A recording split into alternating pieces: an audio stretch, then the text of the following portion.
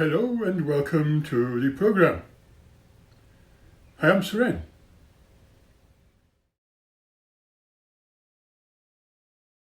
Someone from the audience a while ago, interested in special subjects, asked just out of the blue a very interesting question. What do you think about afterlife? Well, I can only tell you what I know and have discovered. However, I prefer to speak of what others have discovered first.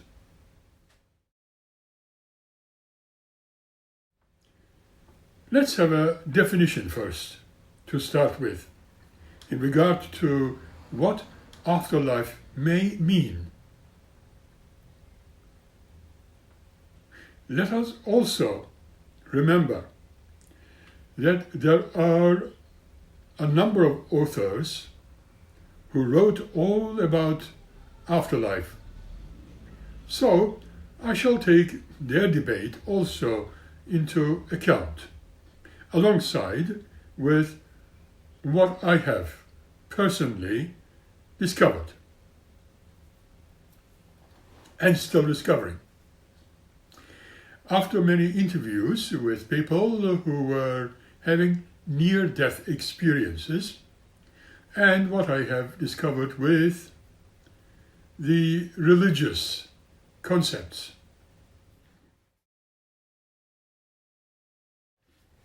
In reality,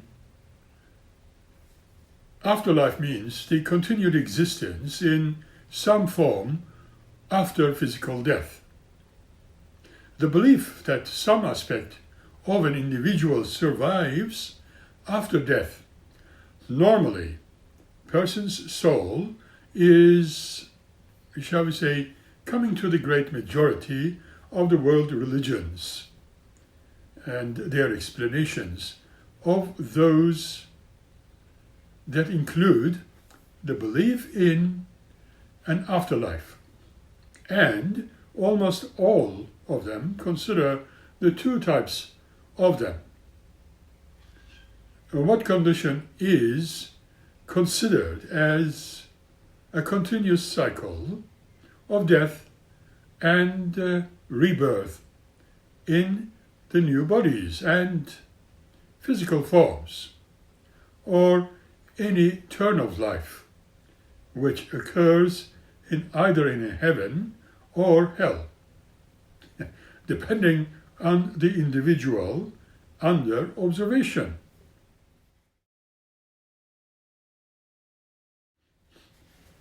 In olden Egypt, in the 3rd and 2nd millennia BCE, the community between those living and the dead was an important aspect of their beliefs, to say the least.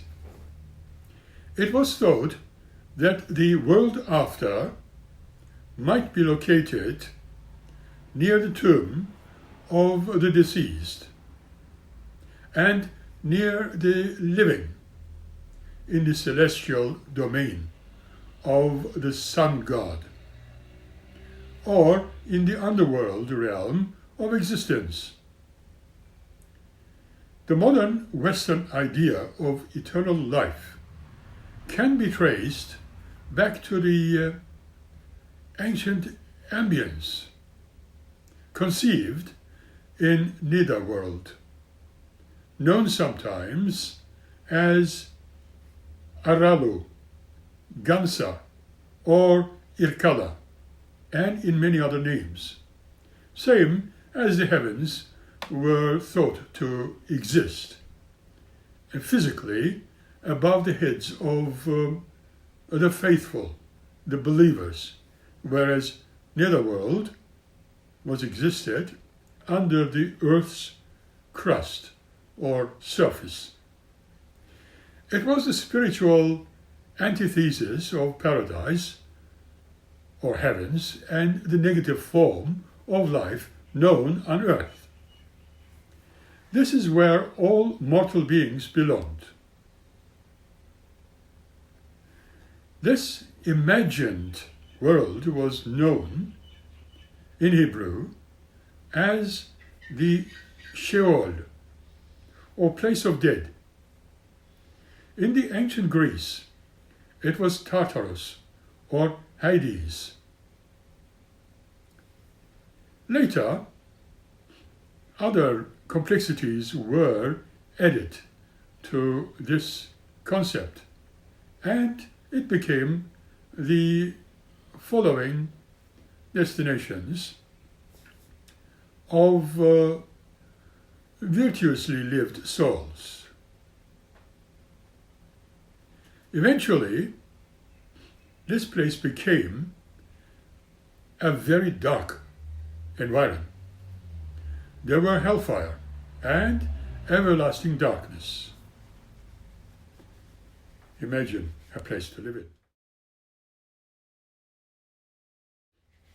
As we discover, there were two concepts by the 5th century. And there was a third option, which was apparently necessary for the majority of whom could not merit eternal rewards in the sense and did not deserve the eternal torment. A solution for this issue developed slowly over time and was called purgatory, you may have heard, a place where the moderately middling could be made acceptable before the admission into the paradise.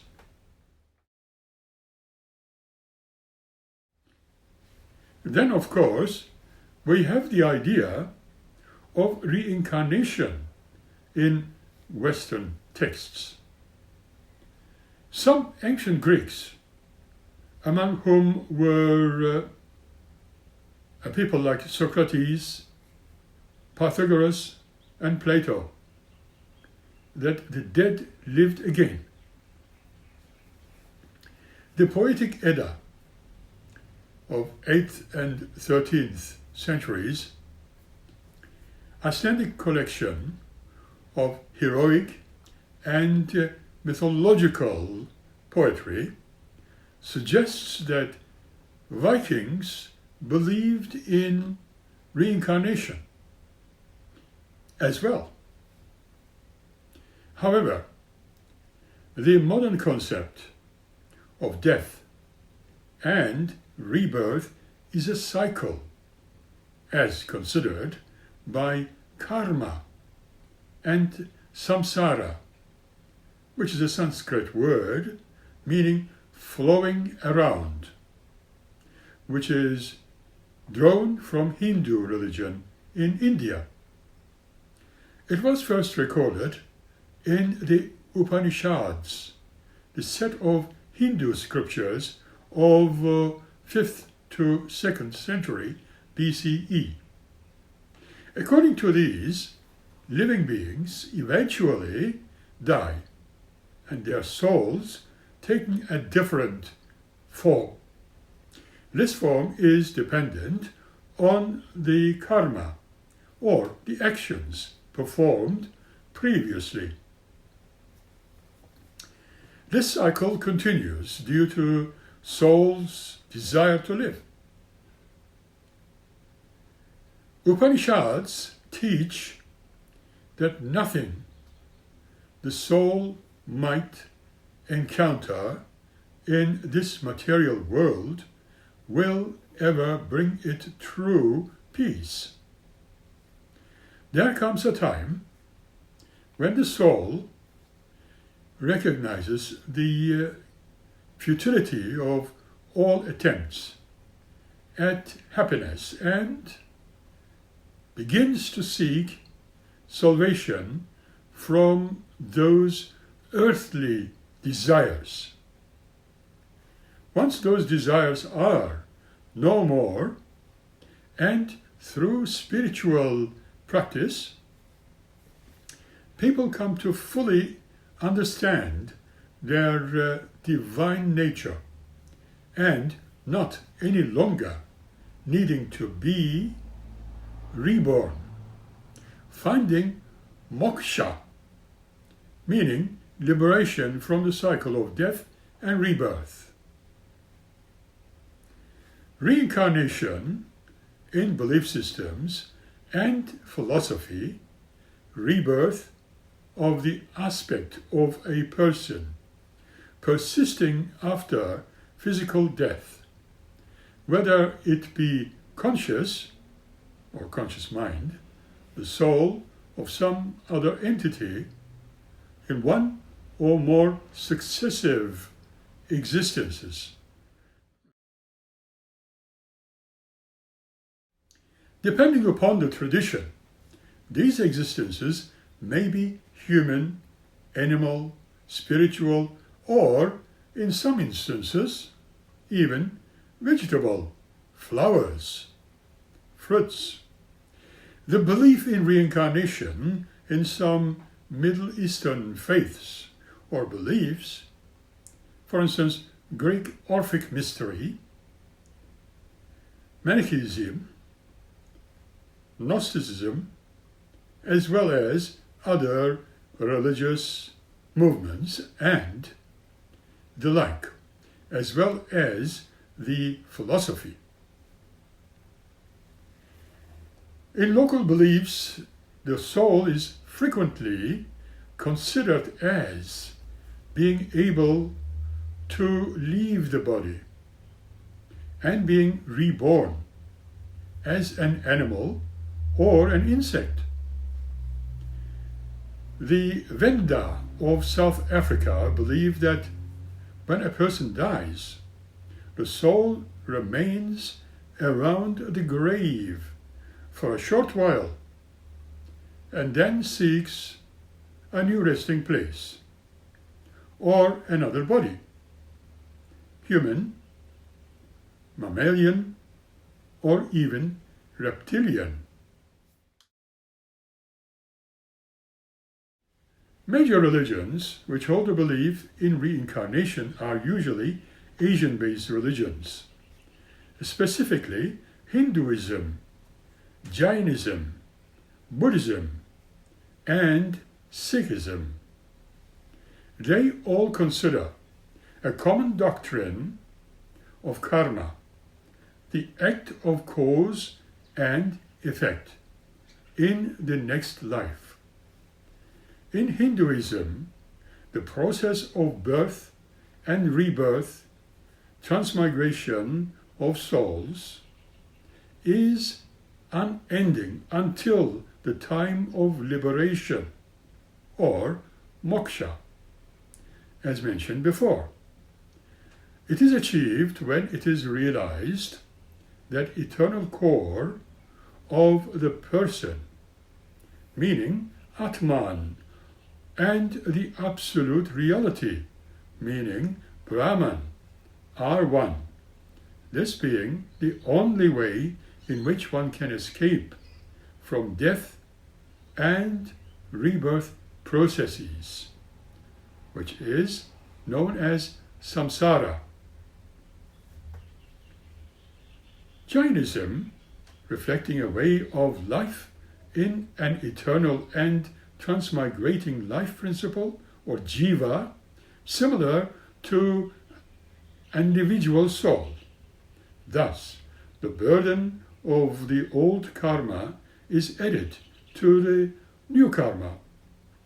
There is a quiet during the next existence until the jiva releases itself by religious disciplines, which we can probably consider as ahimsa, or non-violence, and advances into the place of greed, jivas at the top of the universe. Buddhism doesn't accept the existence of an unchanging soul, or the self, which is against the concept of anarman, or non-self. It holds to a belief in the transmigration of the karma, which is accumulated by the individual. The individual in life is a composition of 5 ever-changing cycles, physical elements, and states or bundles, or skandhas, the form, sensations, perceptions, impulses, and consciousness that terminates with death. The karma of the deceased closes and becomes a vijnana, or germ of consciousness, reborn into a new individual person by gaining total passivity through discipline and meditation. One can achieve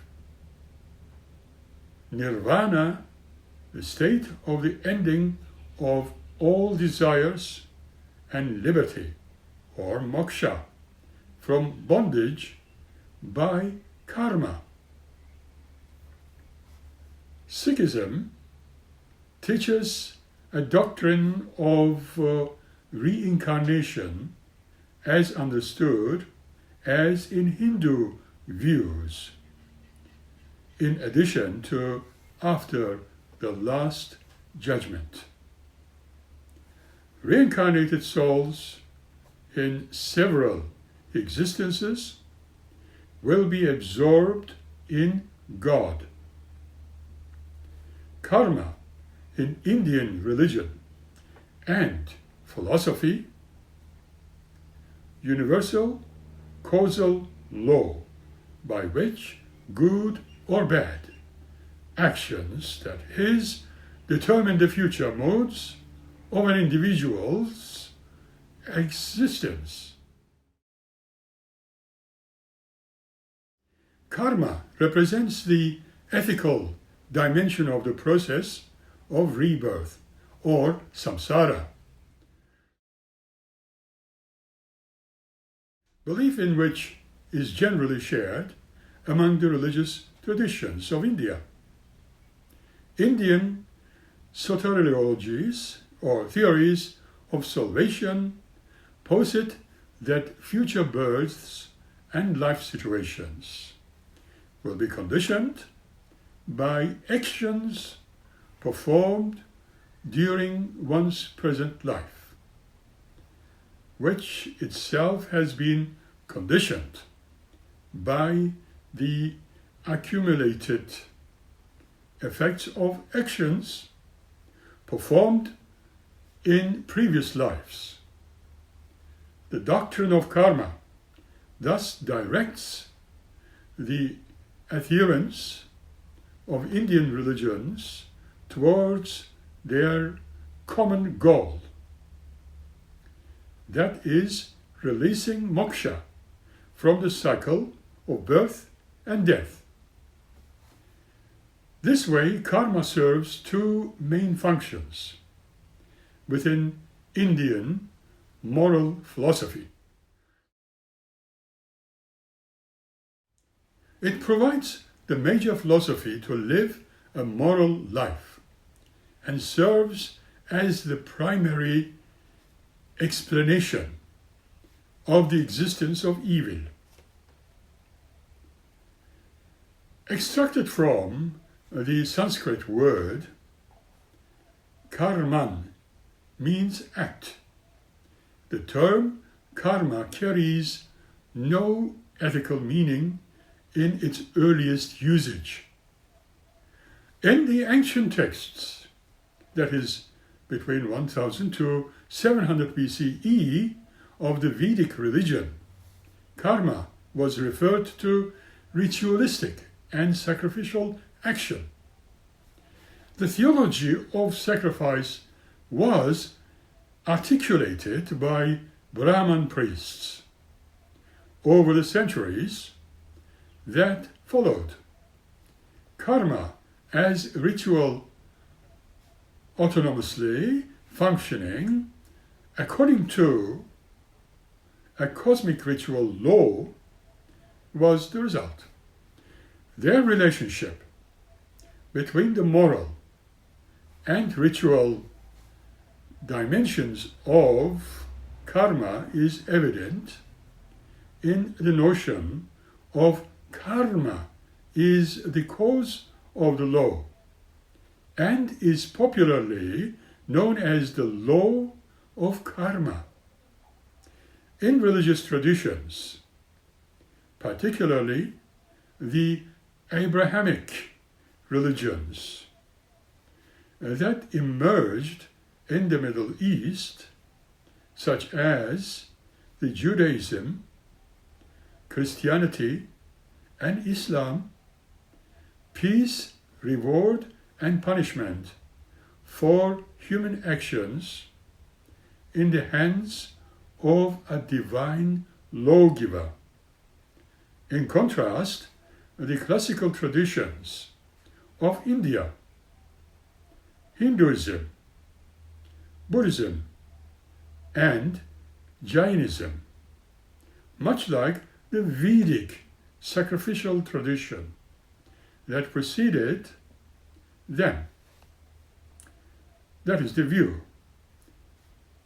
of karma as operating according to an autonomous causal law. No divine will, external agent, intervenes in the relationship of the moral act to its inevitable result. The law of karma, thus, represents a markedly non-theistic theodicy or explanation of why there is evil in the world. Once a divine judge is taken out of the equation and the question arises within a causal sequence, how can an act produce an effect at a future time far removed from the ex-performance? Question mark. Different Indian moral philosophies provide different answers, but all acknowledge some kind of karmic residue resulting from the initial act. Jainism, for example, regards karma as a fine particulate substance that settles on the soul or jiva of one who commits immoral actions or has immoral thoughts, making it impure and heavy, and may bring it in the material world of rebirth. Vedic ritualistic tradition that preceded Hinduism contributed the concept of the apurva, the latent potency created within the soul by ritual and moral actions. And apurva sprouts into new realities. Yoga and Buddhism provide psychological explanations in which the karmic residue produces dispositional tendencies, or samsaras, and psychological traces, or vasanas, which determine the future births and personality traits of an individual. Each of these examples demonstrates how the concept of karma provides a bridge between cause and effect, separated by time. As we read further, the doctrine of karma implies that one person's karma cannot have an effect on another person's future. While karma is very specific to each individual, many aspects of Indian religions reflect the widely held belief that karma may be shared. The doctrine of the transfer of marriage, whereby one person can transfer his good karma to another, is found in both Buddhism and Hinduism. Ancestral offerings and other rituals for the departed show that acts done by the living are believed to influence the well-being of the dead. Finally, pious activities, including pilgrimages, are often performed for the benefit of living or deceased relatives.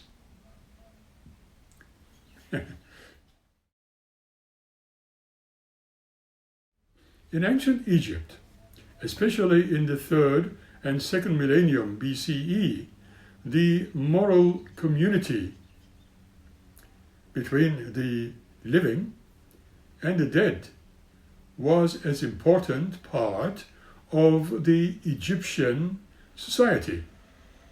It was taught that the world hereafter might be located near the tomb of the deceased and was near the living in the celestial domain of the sun god, or in the underworld realm of Osiris.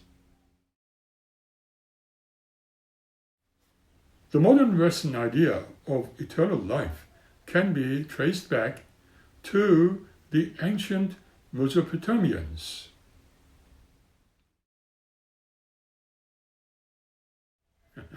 The early Christians proclaimed that Christ has conquered death, opening the door to resurrection and heavenly immortality.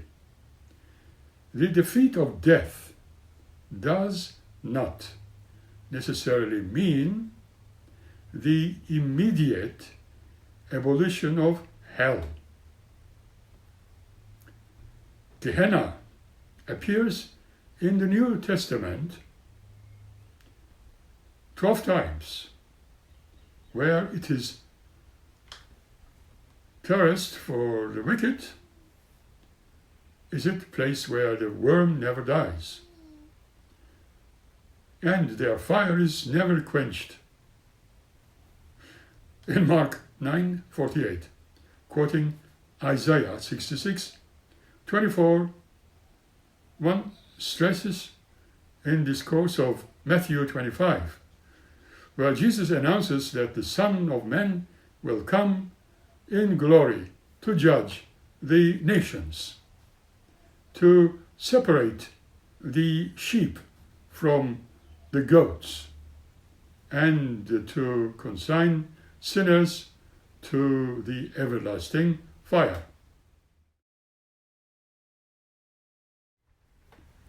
This separation is extremely stark, with no explicit provision made for the fine graduations of merit and guilt. The poor Lazarus enjoys a blissful repose in the bosom of Abraham. The rich man who failed to help him in life is tormented in eternal fire without hope of respite. The two realms being separated by a great chasm, as we see in Luke 16, verse 26. The standard of judgment is right relationship to Christ, as expressed by detailed mercy. Jesus himself set the standard when he declares, ambiguity is in the New Testament. Passages on hell, however, have led to significant disagreements among Christians. Are sinners and fallen angels tortured forever, or only put in a fixed term? Question.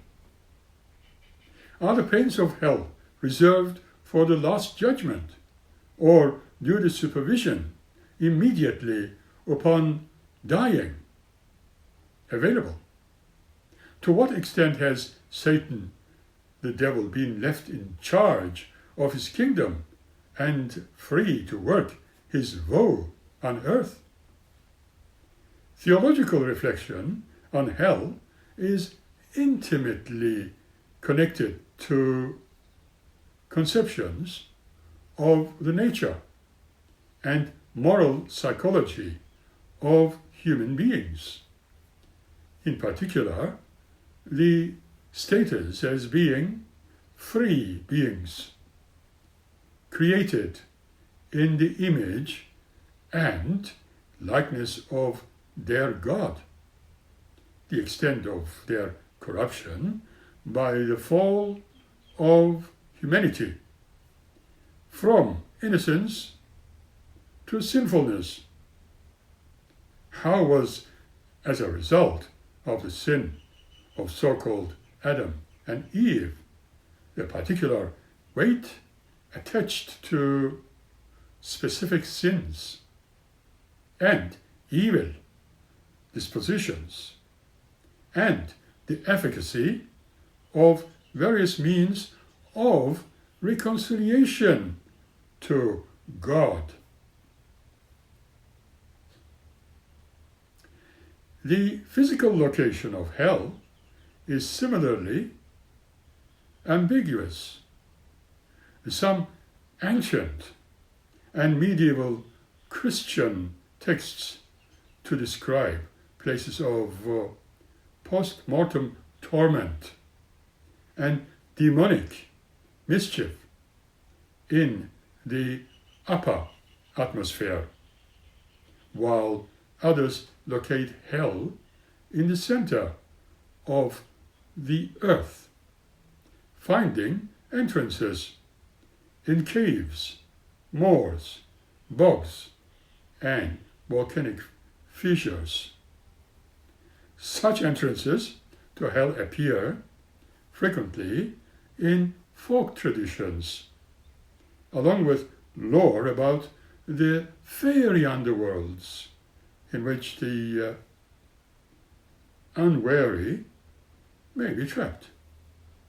Virgil's Lake Averno and the internal rivers Styx, Acheron, Coctus, Lethe, and Phlegethon, among other classical folkloric sources, a great variety of cautionary tracts and tales, often cast in the form of first-hand visions, further developed the imagery of hell.